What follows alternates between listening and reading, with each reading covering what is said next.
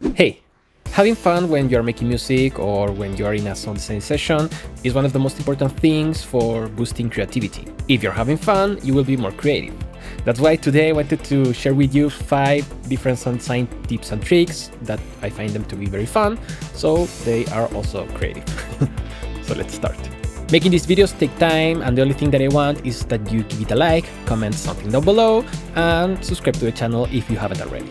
Thank you so much. I'm currently obsessed with image to filter kind of plugins, and it's crazy that there are actually 2 free ones. I'm going to leave the links in the description. I've shown them before, but my latest pastime is to use my favorite art pieces for filter shaping. And the more abstract, the better. I mean, for instance, listen to Nude Descending a Staircase by Marcel Duchamp.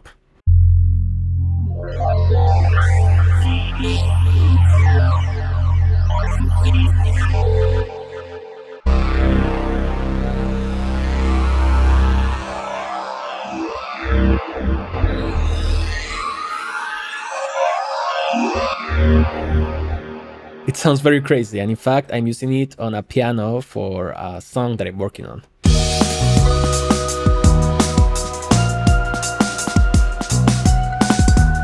This piano is playing the same chords, but it's 1 octave above, so it gives this sparkling kind of effect.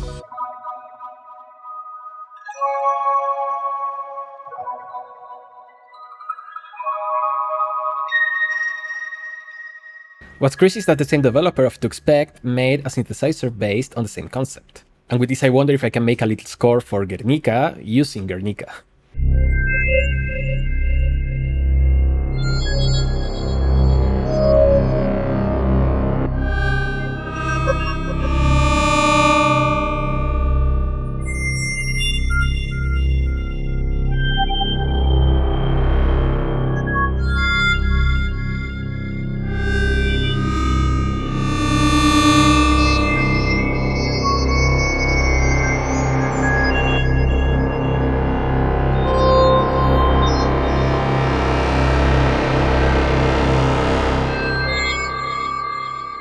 Yeah, it's super fun to mix visual arts with sound design.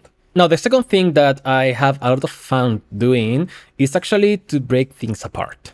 Usually when you think about effects that break the sound, you may think of lo-fi kind of music.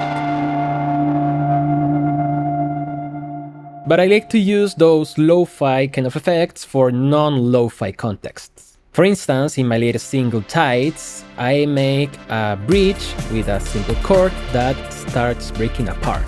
I wanted to convey that feeling that something is decaying.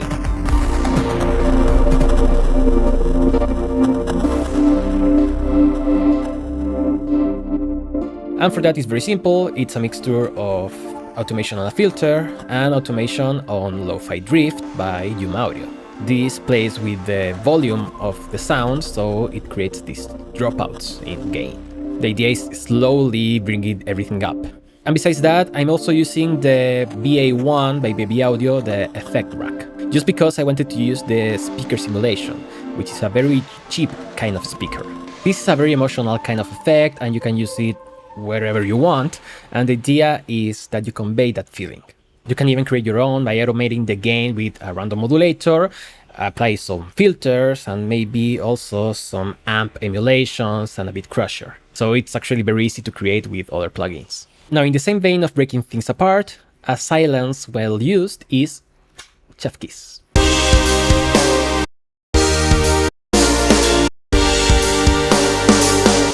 You know this kind of effect, a very busy part of a song gets cut off, like for a bar or maybe a half a bar or whatever, and this creates this push and pull effect that keeps you expecting something more. But it's very tricky to know where to use it. I often do it by feeling. It's not something that's going to work every time. And in fact, sometimes you don't want full silence. You just have to cut things that are in the way of an effect. For instance, in this Botanica style song that I'm working on, we have this kind of breakdown between a more acoustic instrument kind of part with something more glitchy and electronic.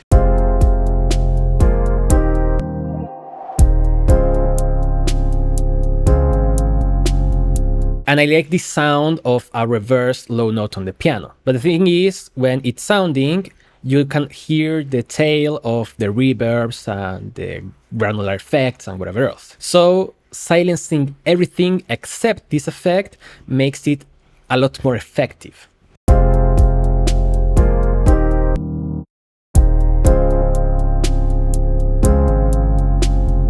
It makes everything more dramatic, even without taking into consideration that it may also sound glitchy and breaking apart, whatever, because you are creating expectation and you are also breaking that expectation and then fulfilling it again.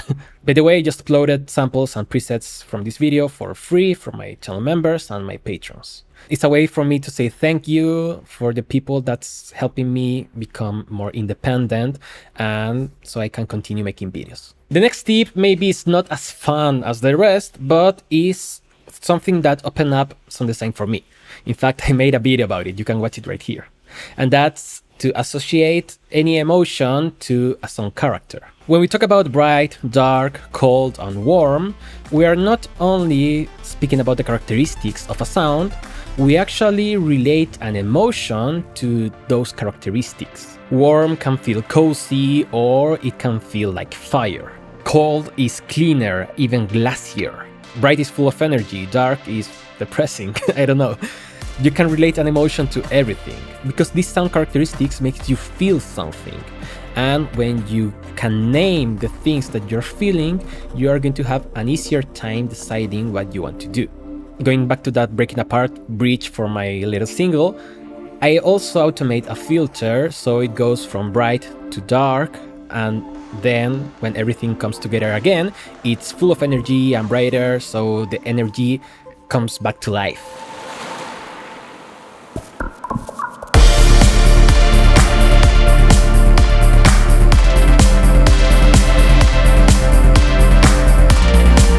That's how I see sound design, and it makes everything easier. And it's not only about sound design, it's also about arrangement. Now, the other tip is actually a small rant, because on every sound design and music production YouTube channel, you will see that people say less is more. That's great wisdom, don't get me wrong. Of course, less is more because you want to know when to stop, but that doesn't mean that more is also more.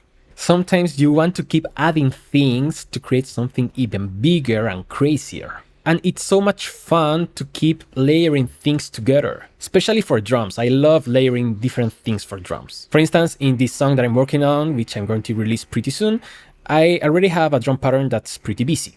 But then I wanted to add more layers to the sound, so I added another drum machine to complement the sounds for the snare and the hi-hat. Then I used a percussion machine to add something that's dancing around on the stereo spectrum and adding more sounds. And you may think that's over the top, but it's working on the context of the song.